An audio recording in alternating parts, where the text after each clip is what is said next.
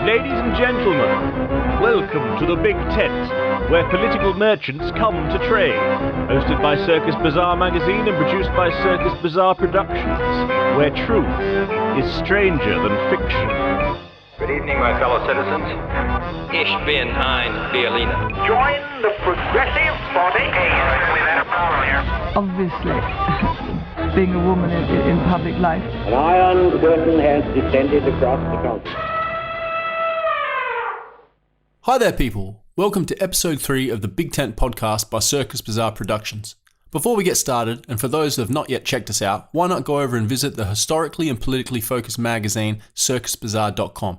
And if you're interested in our more commercially orientated operations, please be sure to visit us at circusbazaarproductions.com.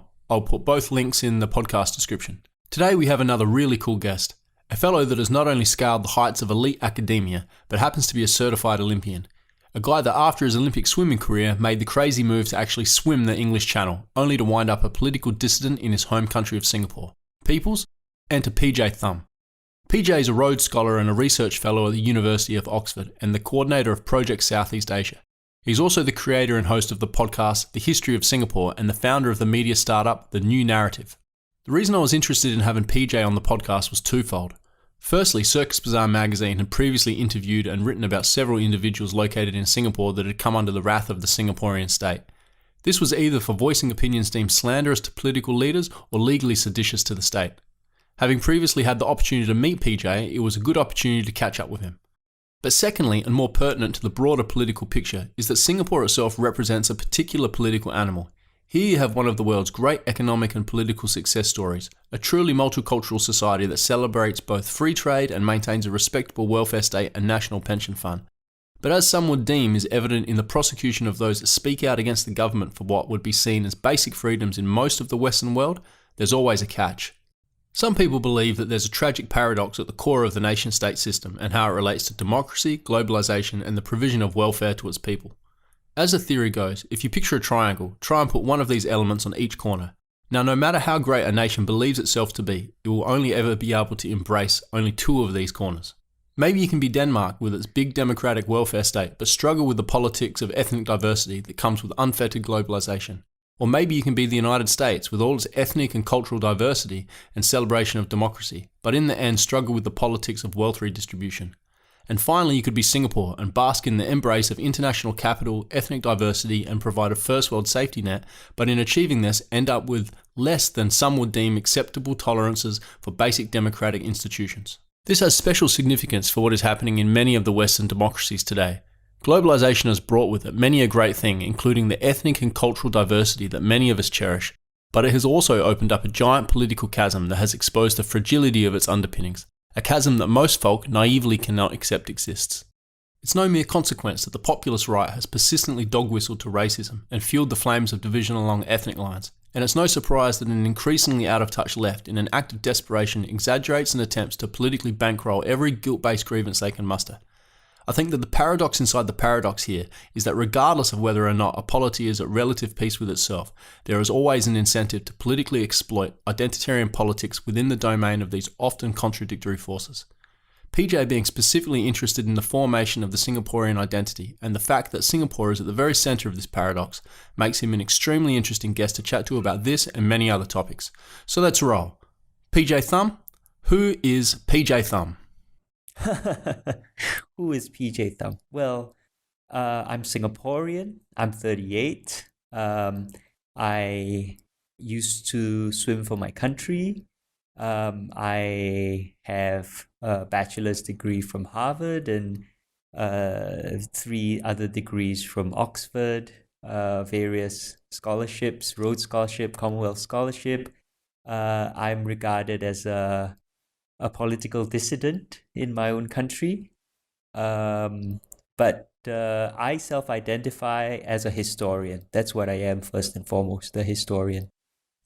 Even in front of being a swimmer? Oh yes, definitely. Yeah. I mean, I've kind of transitioned out of, I used to be a swimmer first, but I've left that life behind me now. I'm a historian. Yeah.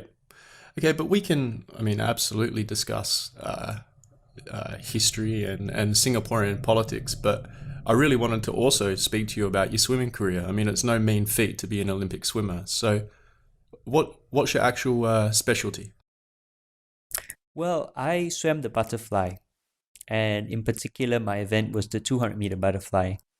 That's what I mainly competed at throughout my career, and that's the event that I used to hold the national record for in Singapore. Yeah, and then which Olympics did you compete in? 1996 in Atlanta. And how did you go? Oh, well, not very well. I mean, I was 16. I was a bit overawed by everything.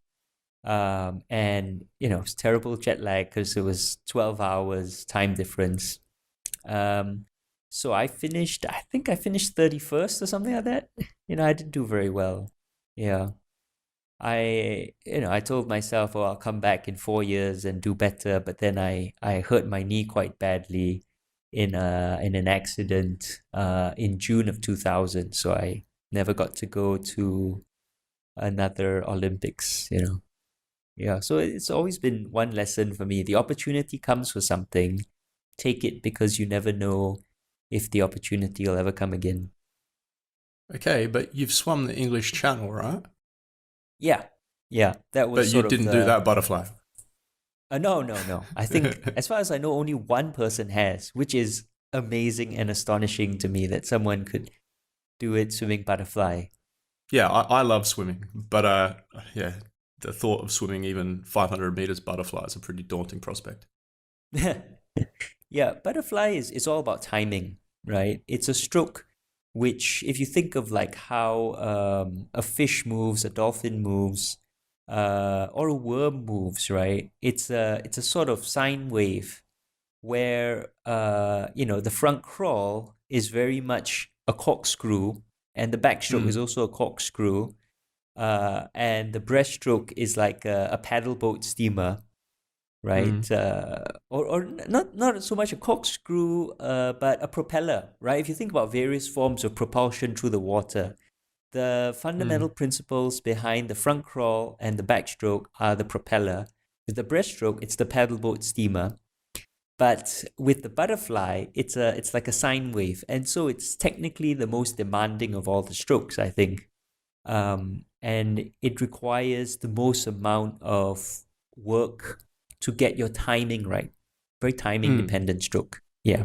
So you burn more calories per distance. I don't know about burning more calories. I think what you need to do is because swimming through the water it's a very difficult thing for the human brain to understand. We're apes, we evolve on land. When you think about propulsion on land, the harder you push on the ground, the faster you move forward. Whereas in the water, right, propulsion is different, and you're moving through a fluid medium. And the harder you push, the resistance from the water increases at a square to your forward, the force you're exerting going forward.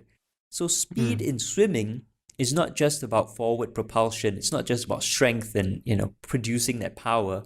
It's also about reducing resistance, right? And that's why the modern motorboat is faster than the old-fashioned paddle boat steamer, even though those have a huge amount of surface area pushing backwards, whereas a modern propeller is pushing, if you look at how propeller is shaped, is pushing to the side. But because modern boats, and then if you think of racing boats or yachts, right, they literally lift themselves out of the water, right? It's all about reducing resistance as it is about propelling forward. So with the front crawl, it's about moving from lying on your side basically and moving side to side. So like a propeller or a corkscrew. But with the butterfly, you literally want to time your body so that you're moving up and down through the water, which is a very artificial movement that you need to train your brain to get used to, train all your muscles to do. And because it works so differently, your center of gravity is different in the water. You need a lot of, I think, technical training in order to retrain your nervous system, your muscles, to work in a very different way from moving on land.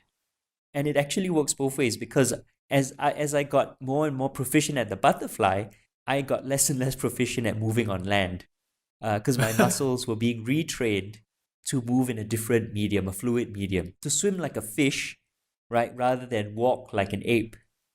See, so it's actually, it was very, looking back, it was a very interesting experience in terms of how you transform your body to adapt to your surroundings. Yeah, I think that anyone that spends a real serious amount of time perfecting a sport, especially something as optimized as one style of swimming, would notice that. Because, I mean, you can look at it. I mean, to the untrained eye, you would look at a boxer versus these MMA fighters, but they're so optimized on their particular metric, even though they're both fighters. I don't think there's been many cases of people being able to successfully transition. Yeah. With the butterfly technique, is there a high incidence of erosion of your shoulders, for instance? No. One of the things I'm very proud of is that, unlike a lot of my fellow swimmers, not to run them down, but shoulder injuries are very common in swimming because swimmers are trying to force their bodies into positions which the bodies are not used to, right? And there's a huge amount of stress on the shoulder joint. It's your primary form of propulsion, after all. Your power connecting through your hips into your shoulders, into your hands. And it puts a lot of stress on the shoulder, but I never got a shoulder injury from repetitive stress. And that's because I did a lot of work on my technique, right? And a timing. So if you do it right, you shouldn't strain your shoulder. So what was the training regime like in the Singaporean Olympic team? Well, we trained separately. Singapore back then had a club-based system, right? So if it's like football, and going to the World Cup.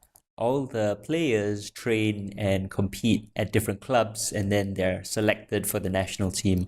So with Singapore, we trained at the club level, and there were inter-club competitions.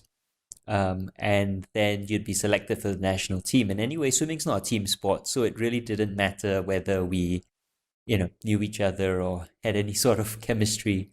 We just got picked for our individual events. So for us swimmers, I think swimming technology, swimming science has changed a lot, right? I look at what swimmers do today, and they are far, far more specialized than what we used to do. And the art of training in swimming, the art of, the technique, that's changed a huge amount. So, I kind of envy swimmers today and the kind of knowledge that they have, and the data, the visualizations, the ability to break down your stroke through all this technology. All these, we didn't have all that. It was the early 90s. And, for us, the height of technology was being able to get a handycam to record you as you swam, and then, watch yourself swim on VCR, and try and analyze your stroke. So what we did was basically a huge amount of time in the pool, right? 24 hours per week. You're looking at 10, 11 sessions per week in the pool, 2 hours each session. And it would break down into a lot of endurance work, speed work, and technique work. And you do that most days. You do it twice a day. 5 to 7 a.m. head to school, and then after school you do 5 to 7 p.m. And then head home. And then when I went to university later, we'd also add in 3 gym sessions a week. So that was about an hour each. So total, you're looking as much as 27 hours a week, which I think modern, current coaches would see as excessive, right? And the amount of endurance work that we did is actually probably, as I understand it, not seen as necessary nowadays. Yeah, now they take more of a philosophy of a lot of low intensity technique work and then just 2 or 3 highly intensive sessions per week, right? Actually, I don't know. I left swimming behind. I retired Yeah. after the channel and I'm done. I have no idea how swimming is. Not I have Okay. no idea. I have some idea, but I don't know the specifics anymore. I'm not interested actually. Yeah. But so this was in 1996, you said? Yes, And you were how old? 16. Okay. And then so how Yeah. old were you when you did the English Channel? 25. Okay. Yeah, So we're that born was the in same what year, year? aren't we? 79. You're also born in 79, Yes. aren't you? Yep. I'm 39. Yes. Yes. So my What a birthday's end year, of huh? the year. Yeah. Okay. And Yeah. and so how what's the distance of the English Channel? It's 21.8 miles, land miles, point to point, which is around 35 kilometers. But of course, you don't actually swim that little. The distance that you swim is first very dependent on the current. There's a very strong current because all this water in the Atlantic ends up being squeezed into the channel and hitting out into the North Sea. So the current is very, very strong. And it kind of changes direction halfway through. So if you think of swimming from Dover to Calais, right? It's almost as if there are 2 swimming lanes. And the channel, all the shipping in the channel uses those lanes. The current rushes up one way and then turns around the North Sea and rushes down on the other side of the channel. And in between, there's a strip of dead water, which you could think of like as a lane line or something, right? So when you swim, you end up doing a big curve. You swim sort of downwards, pushed by the water, or upwards, depending on which way the current goes, until you hit that dead water in the center. Then you swim almost vertically upwards or downwards down that sort of dead water until you hit a point where you can start heading for France again, and the current will push you towards Calais, towards Cap Grenade, right? And you don't want to miss it, because if you time it wrong and you miss the coast, you could end up swimming a lot further as you're washed way out, beyond the French coast. So it's a very careful, sort of timing that you need to do. So you end up swimming closer to, I think I swam close to something like 56, 58 kilometers in total, actually.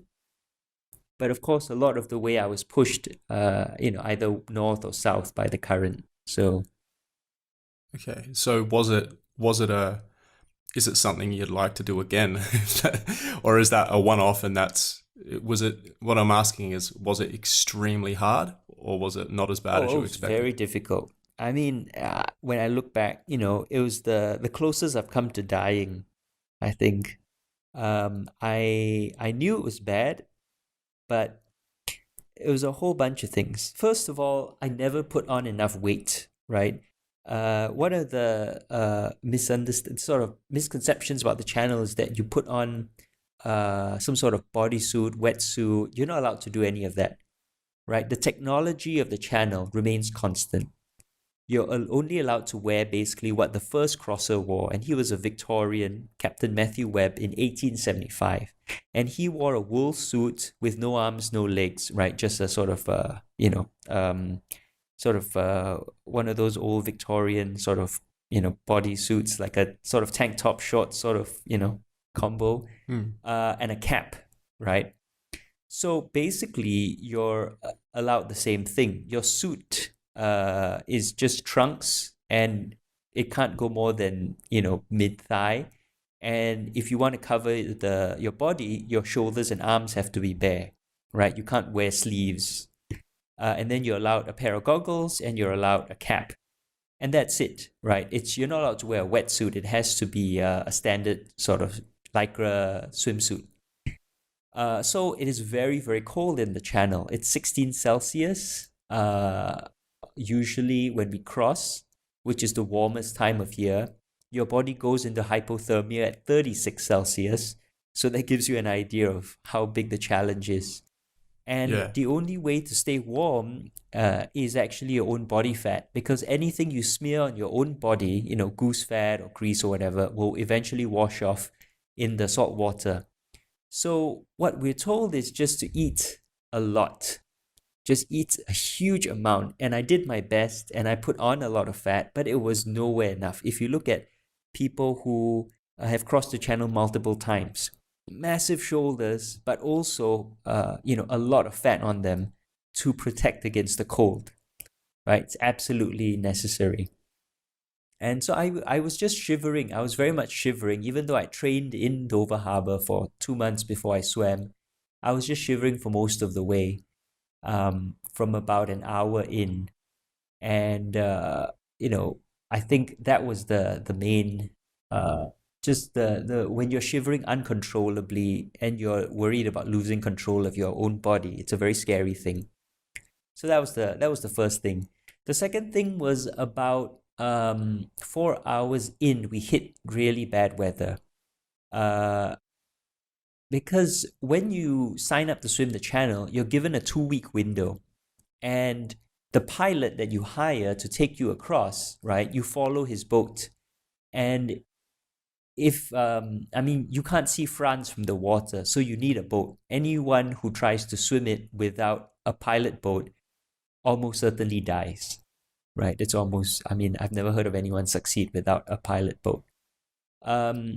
So the pilot then makes the decision whether to make the attempt. And if the weather is bad for 2 weeks, then that's it. You lose your deposit and you have to wait another year for the channel season, the swimming season to open up again. So because of my speed, my pilot decided to take a risk, and he said there's a 12-hour window of good weather, let's go for it. And normally he wouldn't try it because most people take around 15 hours, but he thought I could do it in around 10, assuming the weather stayed okay. So we decided to go for it, especially since, I had a lot of sponsors and well-wishers and people cheering me on back home in Singapore and around the world. So I didn't want to miss this opportunity. But around 4 hours in, the weather went bad for about an hour. Winds went up to force 5. I had all this salt water dumped on me. The waves were bad. I drank so much salt water, and I didn't think I was going to make it because I was so exhausted after all of that. And I could tell it had a bad impact on my friends on the boat as well, because up to that point in time, they were cheering me on. And then suddenly it went totally quiet from the boat. And I think all of them were just busy throwing up over the side of the boat. So at the end of that, I said to myself, I don't think I'm going to make it. But if I want to get out, if I want to fail, if I want to give up, I still have to swim to the boat, right? I can't just give up in the middle of the channel. I still have to swim to the boat and get out. And if I can swim to the boat, it means that I can still carry on a little bit longer. So I decided what I was going to do is swim to the boat and then reevaluate. But of course, by the time I swam to where the boat was, it had moved on. So at that point where I was reevaluating, I said, well, okay, can I still swim to the boat? And so I swam to the boat, to where the boat now was. And by that time, the boat, of course, had moved on, right? So that's how I began to motivate myself, swim to the boat. And then the distance in my mind that I was trying to talk myself into became shorter and shorter. Swim halfway to the boat, swim a quarter way to the boat, to the point where it became, take one more stroke. Can you take one more stroke? Yes, I can take one more stroke. Okay, I take one more stroke. And my expectation was that at some point, I would ask myself, can I take one more stroke? And my body would say, no, you cannot take one more stroke. And then I'd slowly start to drown. And then I'd hope that the boat would turn around and be able to fish me out before I drowned. And so actually I spent, it took me 12 hours. So I spent around 7 or 8 hours just saying to myself, one more stroke, one more stroke. And the first time I actually realized I was going to do it, that I was actually going to succeed, was when I brought my arm down and I hit sand and I realized, oh, holy shit, I made it. I'm here. I'm on France. And I staggered out of the water. And in my mind, I was like heroically running out of the water. But the news TV crew that went ahead of me and was there on the beach filming me, if you watch the footage of me, I'm actually practically crawling up the beach in so much pain. Oh, I can And imagine. oh yeah, I mean, I think the footage is still on YouTube if you want to go find it. Yeah. Yeah, maybe we So can link to it in the yeah. description. Oh yeah, put it in the show notes. So you can see me, in my mind heroically running up the beach, but in reality like staggering up in pain. And I did the swim on a Saturday, and it wasn't until the next Thursday that I could lift my arms into a sort of horizontal position. Right? If you think about your arms and you lift up your arms up off the ground, right, sideways. I couldn't do that until Thursday. Just couldn't, not even horizontally. So that's how much pain I was in. Yeah. Ouch. And what about your basic condition? How long did it take to recover? I mean, because the stress it puts on your whole nervous system, like your heart and everything. I mean, at what point did you fully recover? Um, that's an interesting question. Fully recover. I don't know if I've ever fully recovered. I I suppose it took me a while. Definitely quite a while. But I I had an injury. I collided with a mooring buoy in Dover Harbor when I was training, right? I was breathing towards the ocean side, and the current was pushing me towards the harbor, and so I didn't see the mooring buoy, and I whacked it with my hand, and I've got nerve damage in my right hand. And so to this day, whenever I'm tired or stressed out, my right hand aches in a specific point where the nerve has died. And if you look at my Hmm. hands, you can see that there's a sort of crease where the muscles wasted away because the nerve has. So I still carry that sort of scar with me. So I Hmm. suppose it took me several weeks, months, I don't know, to recover, but physically, the damage, I don't think this will ever go away. But mentally, you'll hang your hat on it for the rest of your life. Yeah, yeah. And so But you were the first Singaporean to swim the channel? yes, first, and I think still only. Okay, and the news crew that was waiting for you at Calais, was it a Singaporean-based news crew? It was a Channel News Asia, someone filming on behalf of Channel News Asia. She was UK based, right? And there Okay, was that also a photographer who was also UK based. Yeah. well, that must have like significantly lifted your profile in Singapore. Oh yeah, yeah, yeah. Yeah, I was, very. I mean, it's front page news in Singapore, um, and also I got congratulatory notes from the Prime Minister, and I got to meet the President, who was very nice, very kind. Yeah, well, it's a huge achievement. And you did this while you were studying at Oxford? In between, I so my second bachelor's degree at Oxford was 2002 to 2004. And then for a short while, I was a school teacher in Singapore. And then I left to go do this um, this was in May 2005. I left Singapore and I set up camp in Dover, basically, and trained in the harbor. And I swam in August 2005. And then I started my doctorate. I started my master's, rather, which transitioned straight to a doctorate in October 2005. Okay. And so what was your doctorate on? Well, my doctorate was on Singapore history, and specifically, the title is Chinese Language Political Mobilization in Singapore, 1953 to 63. So it's about the Chinese language perspectives on Singapore's decolonization in the 50s.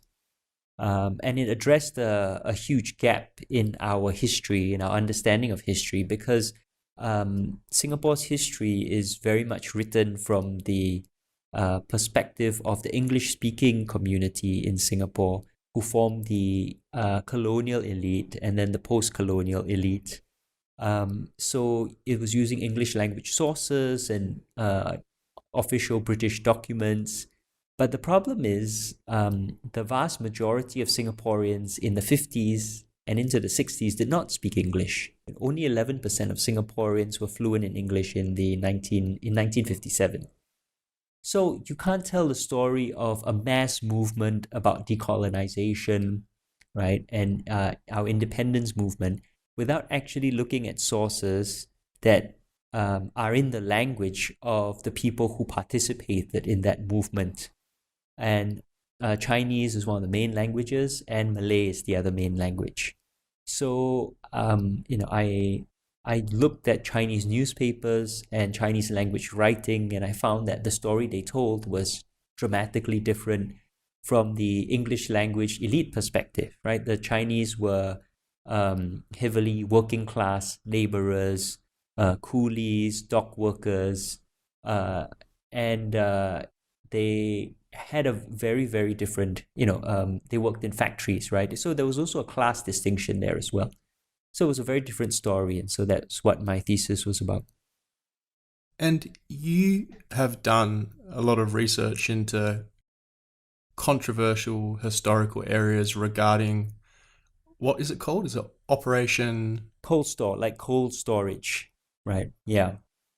And is that related somehow to a believed communist insurgency in Singapore? Yeah. Oh boy. This is a sort of misconception because my work, all this controversy around my work is on Operation Cold Store, and Operation Cold Store forms a very, very tiny part of my work. My work really is about identity and conceptions of different ideas of post-independence identity, right? When you have a colony in which the vast majority of people are immigrants and they have, their ancestors or they themselves come from elsewhere, but they've decided to make a home here, and now they are going to be independent and decolonized.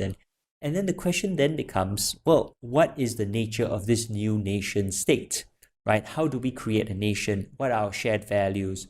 What does it mean to be Singaporean or Malayan, as they call it back then? What do all these things mean? And that's what my work explores. But because of this one controversial thing, which is a rather minor point in my work, that there's been so much furore over this. And it's not even original to me, right? So for your audience, right, basically, Operation Cold Store was a security action by the colonial government and the elected People's Action Party government in February 1963, in which they arrested over 100, I think it was 113 people over 2 days, and accused these people of being part of a communist conspiracy to violently overthrow or subvert the state. And these 113 people included all the leading opposition politicians in Singapore, the leading trade union activists, the leading trade unionists, political activists, student leaders. Anyone who opposed the government basically was arrested and locked up. And this completely destroyed the political opposition in Singapore.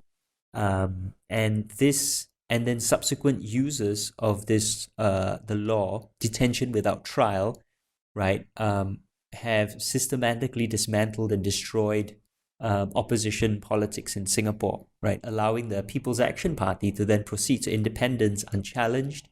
And from there, they have ruled Singapore pretty much unchallenged for the last 60 years. So the government accused these people of being part of a communist conspiracy and detained them without trial. And some of the people detained were detained without trial for decades. And none of them were ever charged in open court on the charges that they were detained under. And what other academics have argued, and it was their work that I built on, is that these detentions were for political reasons, not security ones. That really it was the Prime Minister of Singapore, Lee Kuan Yew, who abused this law to rid himself of his political opponents, and in the context of the Cold War, blaming communism and using that as an excuse for eliminating his political opposition. And of course, the British were happy to go along with it because Lee Kuan Yew was seen as a generally reliable pro-British political ally. And the British had a lot of key interests in Singapore, including their military base, their port, and all the financial investments and trading companies that existed in Singapore. So this by pointing out that Operation Cold Store was conducted for political reasons, it undermines the People's Action Party narrative that they took these actions to destroy a genuine security threat. And that's the same rationale that they've used in the decades since to lock up around 2,500 people between 1963 and 1988 without trial, right? And none of them were ever charged. And the longest person was detained for 32 years without ever being charged. So it heavily undermines a central plank of the People's Action Party's legitimacy and its own narrative about how it came to power and how it saved Singapore from what it calls, from becoming communist. And I suppose that's why it's so controversial. Yeah. But it also forms, from their perspective, a key pillar of the historical narrative and therefore the collective identity of Singapore, yeah? Yes. I mean, it's not unique to them, of course, in the sense that many governments use fear, right? The sense of external enemies, an argument that the nation state is beset by enemies from within and without, to then pass draconian legislation and use that legislation to then further their own control, their own political control, and for their own benefit. And the People's Action Party is no different in that regard. But all countries have an ethnic makeup. I mean, do you think Singapore is to what extent is it necessary for the Singaporean government to have held a firm hand in a country that was being essentially built from the ground up, that was of a truly multi-ethnic character? Well, it's a very interesting question. I think,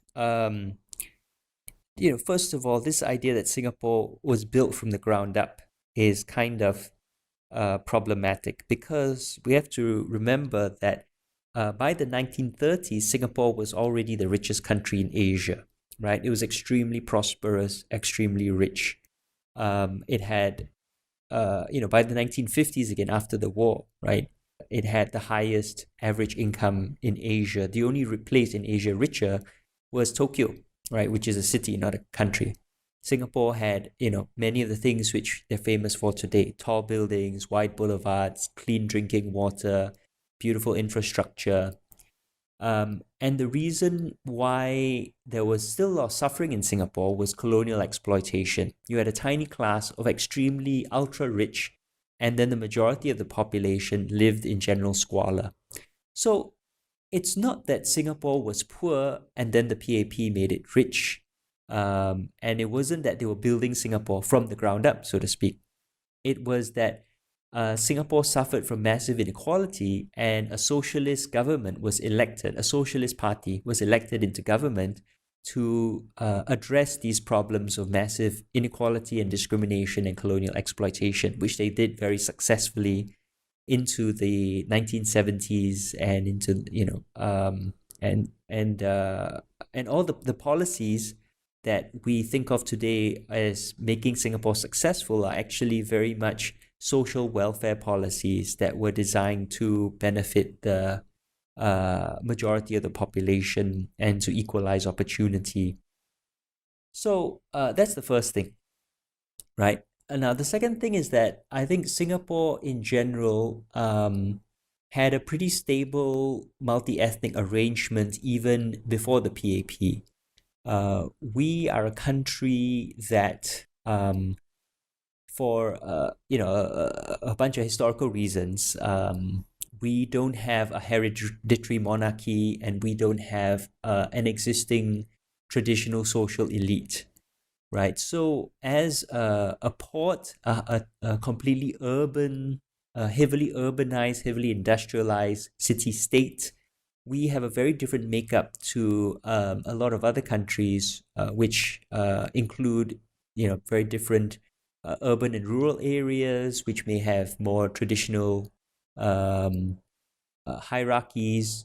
Instead, Singapore, over the course of its first 150 years, evolved very much as a sort of frontier port city where wealth was the biggest determinant of social standing.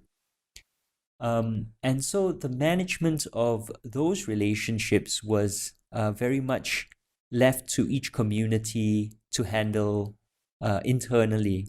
And it was only after the war that then the British embarked on massive social engineering to try and create a unified sense of national identity, which I would argue the people of Singapore actually, they rejected the British version of national identity, but then embraced this idea that we need to redefine our identity with and build a new collective national identity with independence coming, with post-colonialism coming.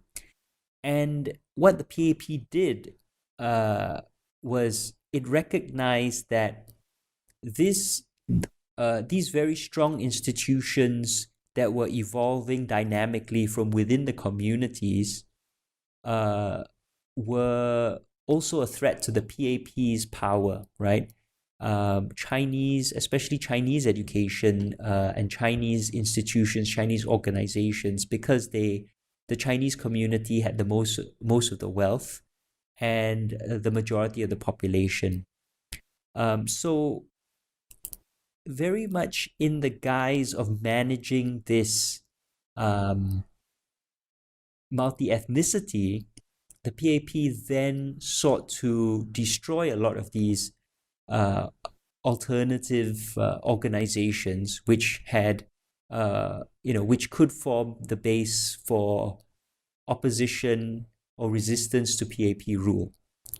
So when we talk about Singapore and its management of our heavily multi-ethnic population, it's hard to disentangle it from the fact that many of the organizations which managed these different communities and which represented these multi-ethnic communities and which organically grew from these communities were destroyed for political reasons, and that the PAP has since used and abused this its management of ethnicity, of race, of religion to further its own political power, while excusing this as being necessary to maintain religious and racial harmony.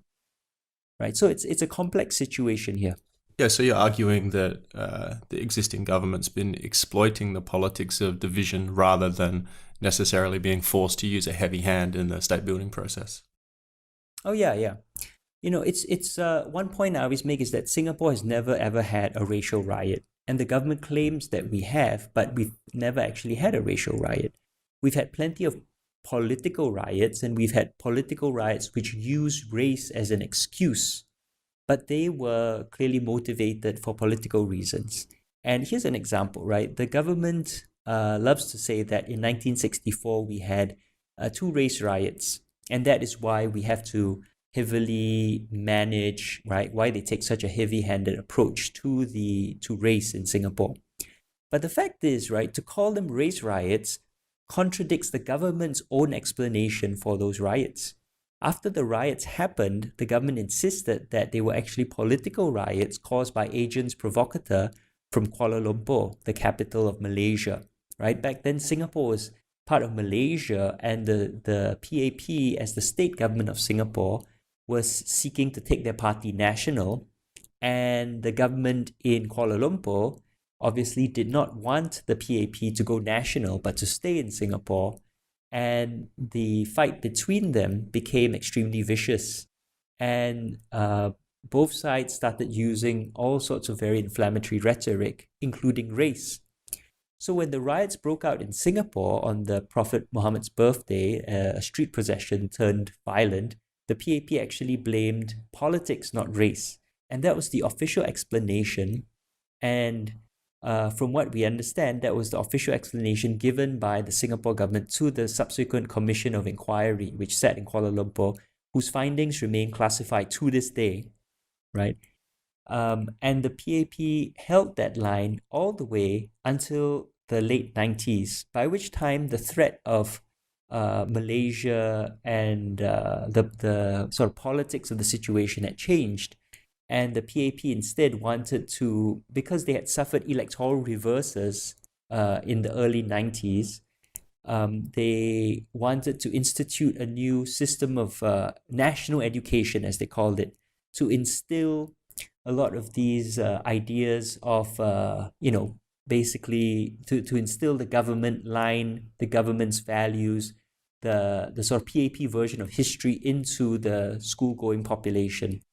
And so suddenly, in 1997, they declared that, these riots were actually caused by racial issues, and they declared the anniversary of the riots to be Racial Harmony Day. But of course, if they were really caused by racial issues and, necessitated that kind of treatment, why didn't they do that in 1964 or 65? Why wait until 1997, right? So the explanation is quite clearly tied into the fact that the PAP had lost a then unprecedented 4 seats in the past election, and felt that they were losing control of the population, and so wanted to push a far more, a certain version of history which justified their heavy-handedness and justified their authoritarianism. So, again, it's all tied up with politics. But it's an extremely interesting topic, isn't it? That Singapore had a pre-existing national character defined by sort of open trade rather than the multi-ethnic model that the PAP would like to, I guess what you're saying is, exaggerate their role in creating. It wasn't that long ago that I had a pretty long conversation with a Wall Street Journal journalist who had worked in Singapore, and we discussed a number of things related to the suppression of freedom of speech. And he argued that what existed in the Singaporean political elite was a great sense of pride and achievement over bringing cohesion to Singapore. And that was one of the reasons they were so sensitive, and it had a lot to do with sort of Asian values of respect for leaders and elders and whatnot. Okay. But I guess what you're saying is your narrative very much contradicts their role in creating a national character. I was with the guy, what this journalist was saying, until he mentioned Asian values, right? Asian values is such a myth. It's almost insulting, right? That to think that Asians somehow we're more respectful and deferential. I mean, who are the greatest heroes in Asia? Sun Yat-sen, a revolutionary, Gandhi, the symbol of non-violent resistance, right? Who do we respect most in Southeast Asia? Revolutionary leaders, Sukarno, Ho Chi Minh, Jose Rizal, right? Tunku Abdul Rahman. If Lee Kuan Yew was so respectful of authority, why aren't we still a British colony? It's this very convenient narrative where former revolutionary governments transition into middle age and become conservative and want to defend their power, and suddenly they start saying, Asians actually very respectful, very deferential. We value society above the individual. And then you point out that these same men who are insisting on Asian values today, when they were in their 20s, were railing at the government, were leading movements to overthrow the government. They were firebrands, they were revolutionaries. What happened to them? The answer is they got old and they just want to stay in power, and they want people to stop disagreeing with them and arguing with them, and they want to quash all dissent. Right? It's this whole Asian values discourse is utterly ridiculous. And I think most governments realize, if you look around the region today, the countries which are doing the best, Taiwan, South Korea, Indonesia, for example, Malaysia is, has just thrown out its government, right? Hong Kong, very strong resistance to Beijing there.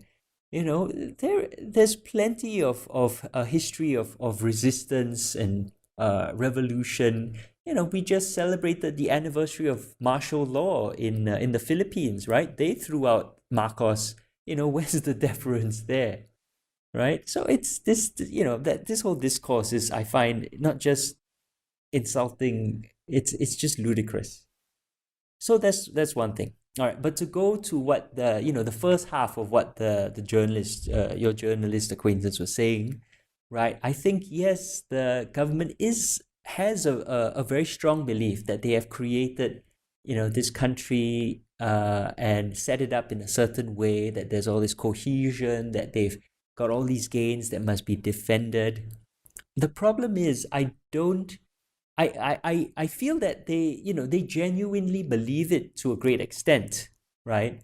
But it's very much tied up first with their own self-interest, right, of maintaining themselves in power. And second of all, that they don't have a real sense, in their ivory towers, of what is actually happening on the ground.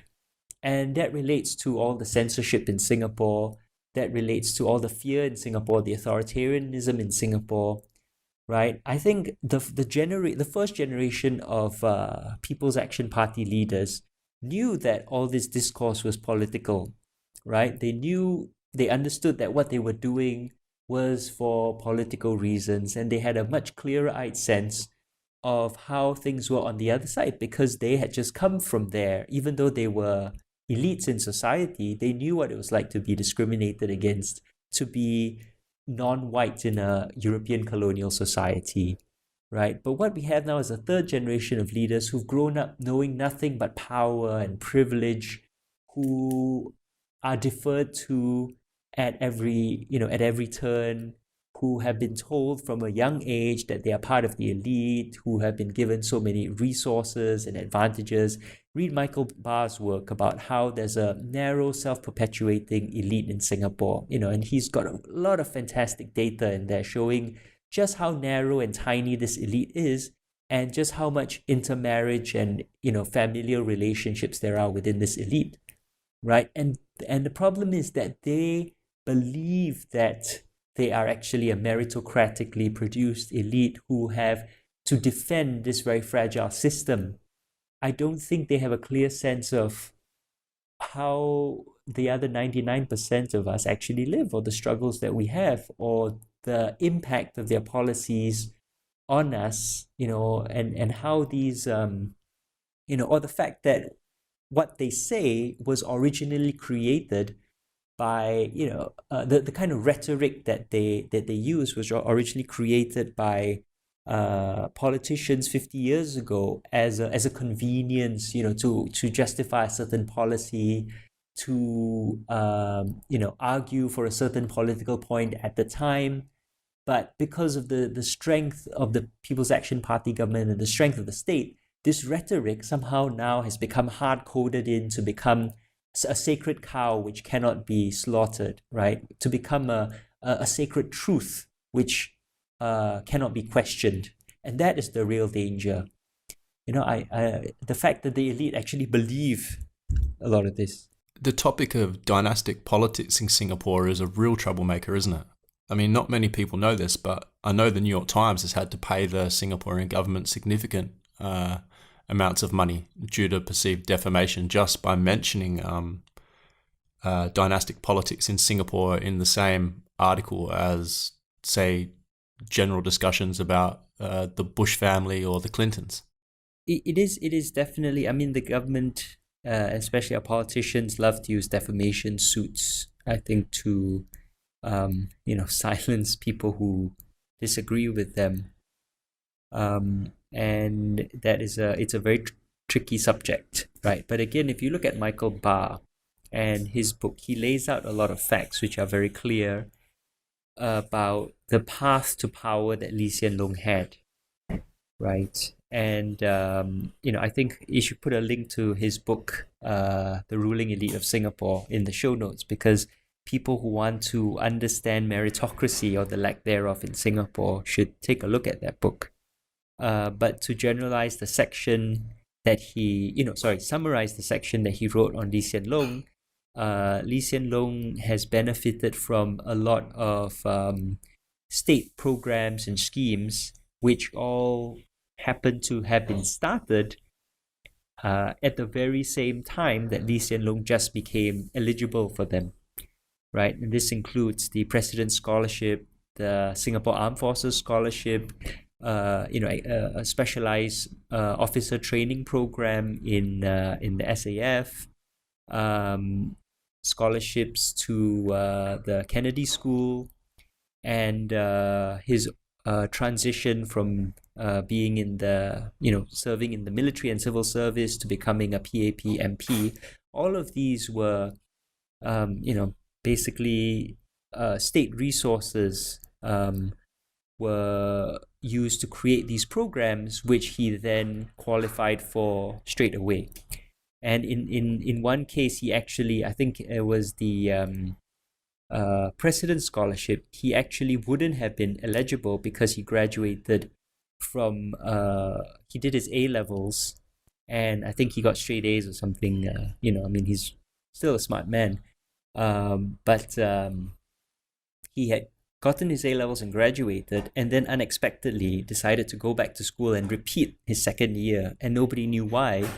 And then partway through the year, the government announced, there's this new scholarship scheme called the President's Scholarship, and only people who are the first eligible group of people are the people who are currently about to sit for their A-levels. And I mean, the timing is very convenient, put it that way. Yeah. So back to the politics of identity and multi-ethnic society in Singapore, it seems to me that I've got a little pet project that I'm working on in a documentary, which is sort of based around the concept of the globalization paradox, where you would have a triangle where you could say there's democracy, national self-determination, and hyper-globalization on each corner of the triangle. And modern Western countries have a choice. They can sort of have two, but struggle to have three. So right. I've looked at Singapore as somewhat a model in which Western countries, to some extent, look at emulating as the Western countries grow more divisive in their politics. And I don't think I'll find many people to argue with me over the fact that Western society is becoming more fractionalized and re-tribalized to some extent, whether it's over race or gender or sexual identity. Right. And I can't help but feel that looking at Singapore is an interesting way to get some context to this. And you're Western educated. Well, Singapore's a Western country to an extent. Yes. But you're absolutely right. But what I mean is you're educated in the UK, and I'm talking more Anglo centric here. But if you identify the history of national identity in Singapore away from the multi-ethnic society, that changes the whole terms of this conversation. So, I mean, how do you feel about that paradox? Well, you see, it's only a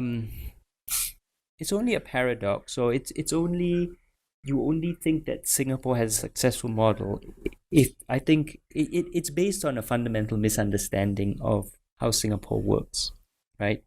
in a nutshell, these tribalizations, these fractures, these divisions have an impact on governments because these governments are responsive to the people, right? And in order to get elected, what you see are political parties arising or political parties shifting to respond to all these this hyper tribalization, these fractures, people, shifting heavily to the right, to the left, people pandering, or they might say serving these new, very fractured identities and becoming very niche in that sense. And this then fractures the politics in response to the fractures of the society, right? The thing about Singapore is we're not a democracy, and that's why these issues don't appear to affect our politics.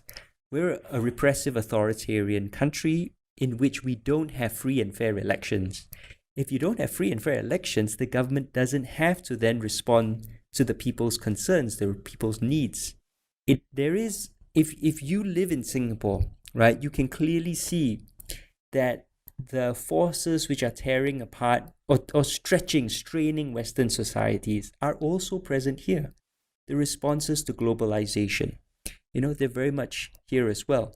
The growing inequality, right? The exploitation of unskilled and semi-skilled workers by globalization. All of this is here. But the government doesn't have to worry about that because we don't have free and fair elections, and also because how our government is set up is that they have a close alliance with international capital, right? The Singapore government's sort of but its performance legitimacy centers on economic growth. And it took a political decision very early on. Lee Kuan Yew and his old guard of ministers, right? Goh Keng Swee, Toh Chin Chye, Ong Pang Boon, Rajaratnam, they decided early on that they would invite foreign capital in to invest in Singapore and to play a major role in its development, while slowly decreasing the significance and role of a local capitalist class.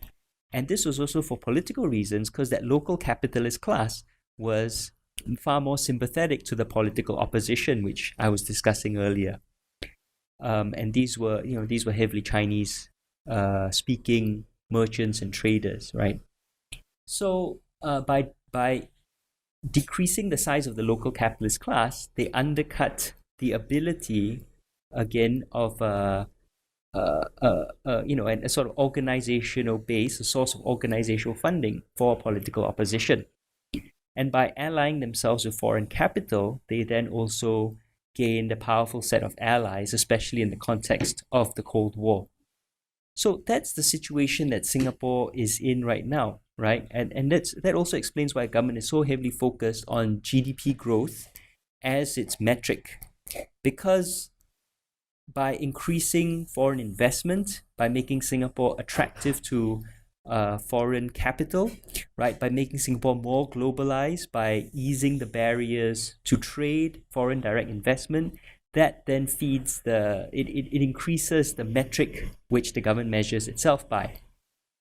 And all it has to do is win an election every 4 or 5 years to justify its legitimacy. And then it argues that by winning the election, it can do whatever it wants and it can operate a very heavy hand, which again, we've discussed earlier on all sorts of fault lines and fractures.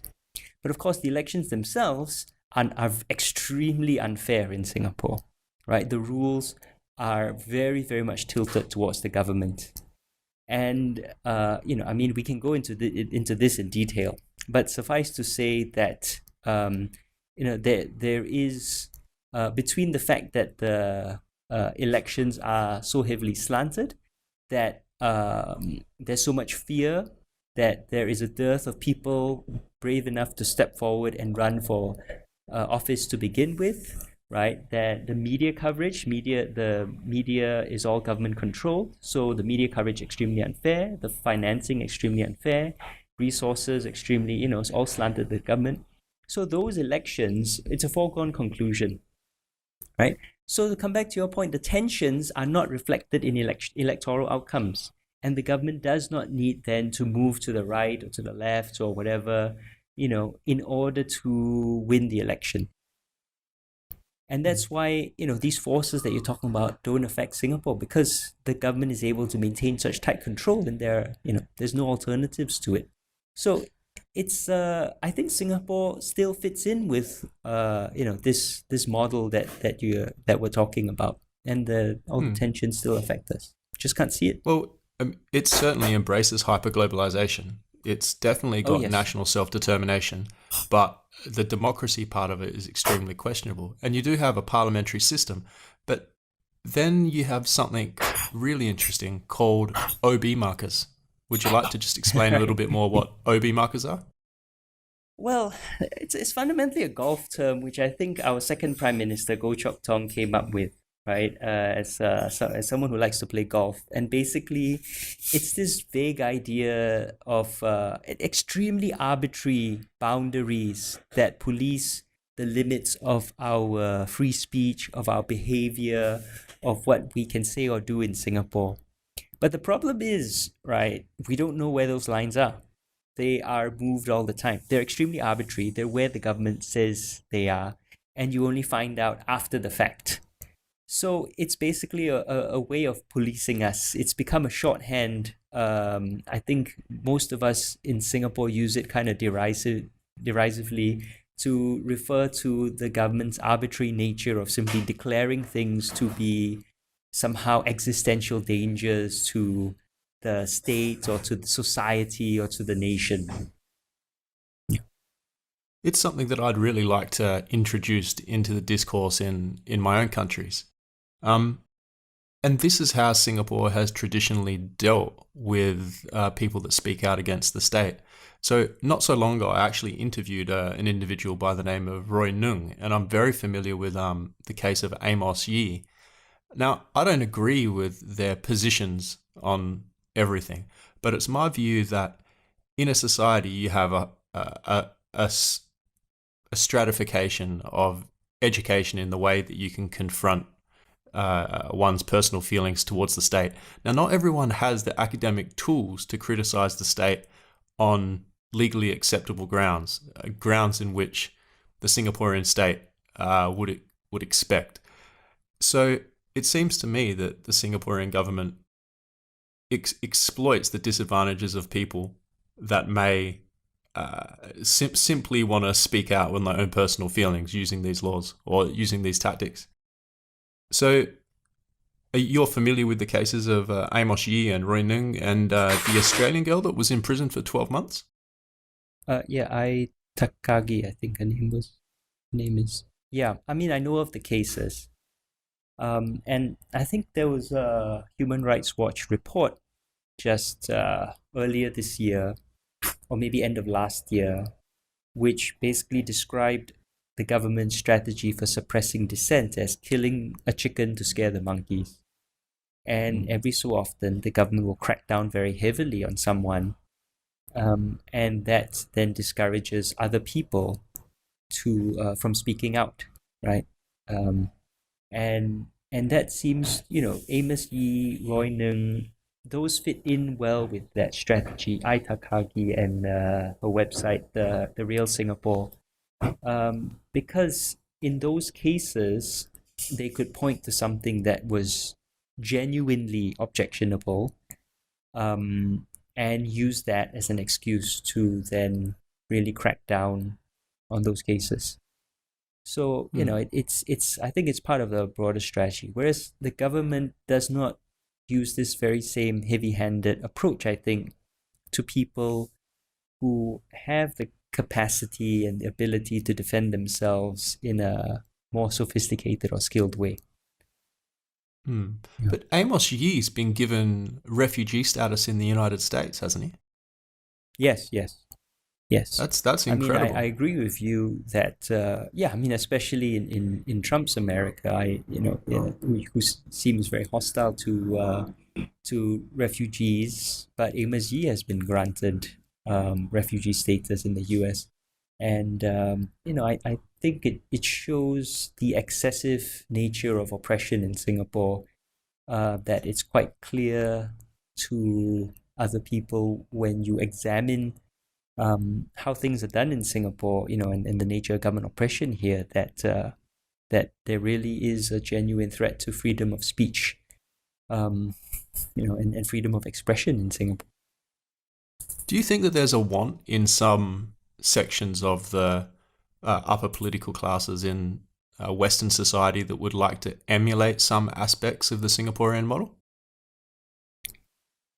I think people want answers, right? That there are major problems in the world facing us, and we desire, especially we really hope that there are straightforward answers that we can apply, and we're looking around trying to learn from each other.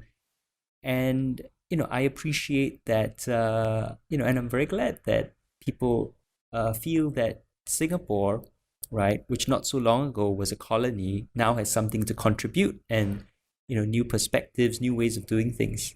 But at the same time, every time I examine this idea, when a Western or a first world commentator looks at Singapore and says we should be like Singapore, they also fundamentally misunderstand or misconceptions about the nature of life in Singapore, right? And the number one problem is always that they don't understand that just how much control the government is able to exert in Singapore, and that we don't have free and fair elections. So the government doesn't need to be representative of people's genuine concerns, and you can't get away with that in any country which has any sort of democratic election. You just couldn't do that. See, the paradox inside the paradox here is that if the Western nations do move towards a more fractionalized polity, it doesn't necessarily have to come from the fact that the people themselves feel more divided, because the political class will propagate the idea of division to gain power as well. Yeah. So you're saying essentially that's the phenomenon that's existed in Singapore.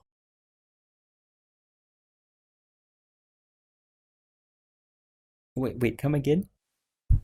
I said, essentially you're saying that that is the phenomenon that may have happened to an extent in Singapore.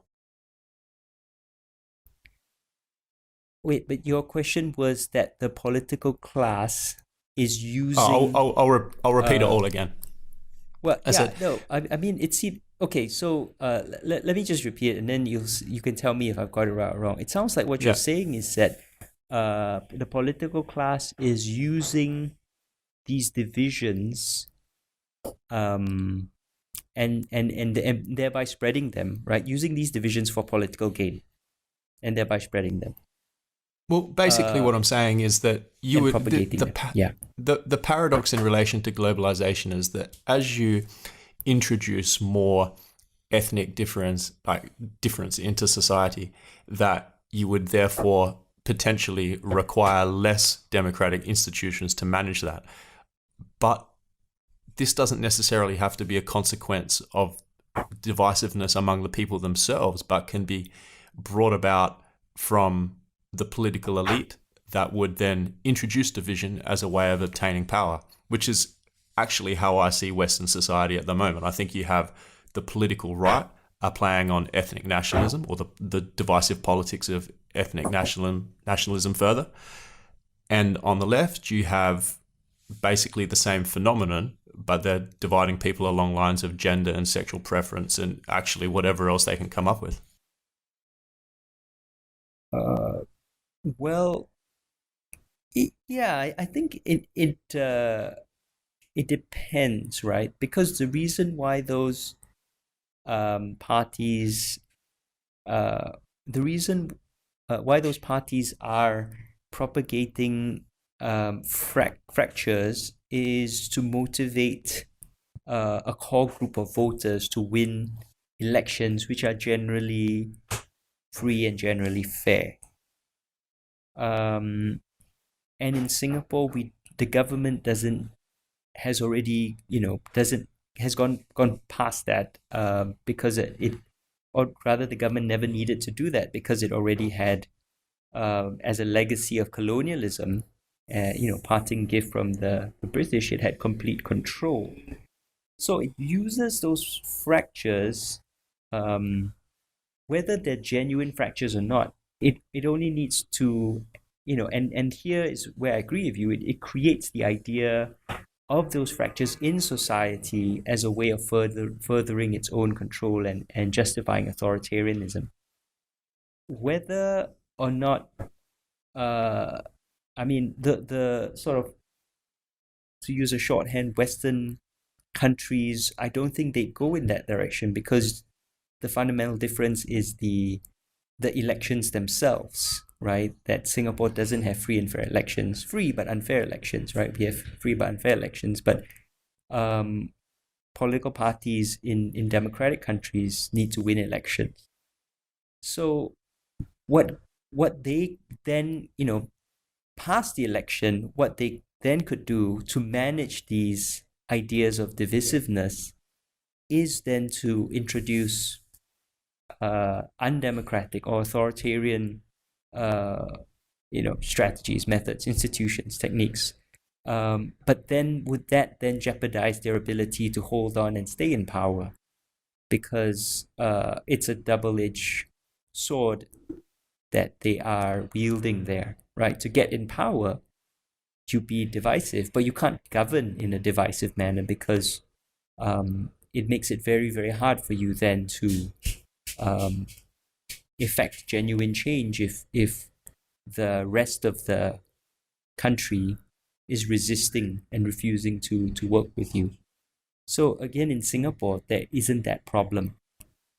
So I agree partially with what you're saying, but I think Singapore, again, it comes back to the issue of that the people in Singapore don't have sovereignty over our own lives to the degree that the West does, right? And I would argue that a lot of the problem in the West is due to a deficit in popular sovereignty, and in the ability of people to have agency and self-determination over their own lives, and which is in tension with how globalization is currently structured and how it affects their lives.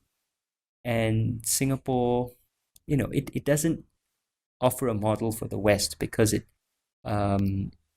we have national sovereignty but not individual sovereignty, and so people cannot resist.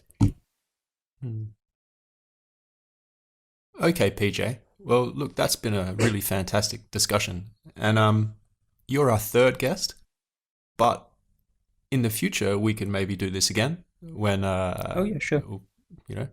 So you have a Twitter account and your podcast is available, The History of Singapore?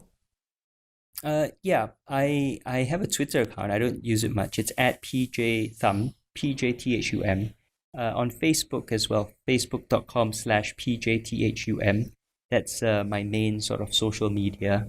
The podcast can be found at thehistoryofsingapore.com, and my company, my media startup, can be found at newnarrative.com, NEWNARATIF.com. Okay. Well, like I said before, thank you very much for coming on the show, and we will talk again soon. Yes, definitely. Thank you very much for having me on the show.